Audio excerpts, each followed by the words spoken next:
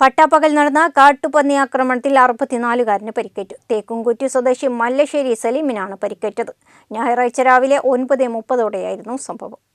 കാരശ്ശേരി ഗ്രാമപഞ്ചായത്തിലെ തേക്കുംകുറ്റിയിലാണ് പട്ടാപ്പകൽ കാട്ടുപന്നിയുടെ ആക്രമണമുണ്ടായത്. തേക്കുംകുറ്റി സ്വദേശി മല്ലശ്ശേരി സലീമിന് ആക്രമണത്തിൽ പരിക്കേൽക്കുകയും ചെയ്തു. ഞായറാഴ്ച രാവിലെ 9:30ഓടെയായിരുന്നു സംഭവം. വീടിനോട് ചേർന്ന കൃഷിയിടത്തിൽ വെച്ചായിരുന്നു ആക്രമണം. പന്നി വരുന്നത് കണ്ട് മാറിയതുകൊണ്ടാണ് വലിയ പരിക്കിൽ നിന്നും രക്ഷപ്പെട്ടതെന്ന് സലീം പറഞ്ഞു. ഇവിടെ കാട്ടുപന്നികൾ ഏറ്റവും കൂടുതൽ നമ്മുടെ മുറ്റത്ത് വരെ കാട്ടുപന്നികൾ എത്തിപ്പെടുന്നത്. രാവിലെ 9 മണിക്ക് ഞാൻ മുകളിലേക്ക് പറമ്പിലേക്ക് പോകുന്ന സമയത്താണ് കാട്ടുപന്നി എന്നെ വന്ന് കുത്തി താഴെ ഇടുന്നത്. ആ സമയത്ത് ഞാൻ നിലവിളിച്ച് ഒരു കുത്ത് കിട്ടി.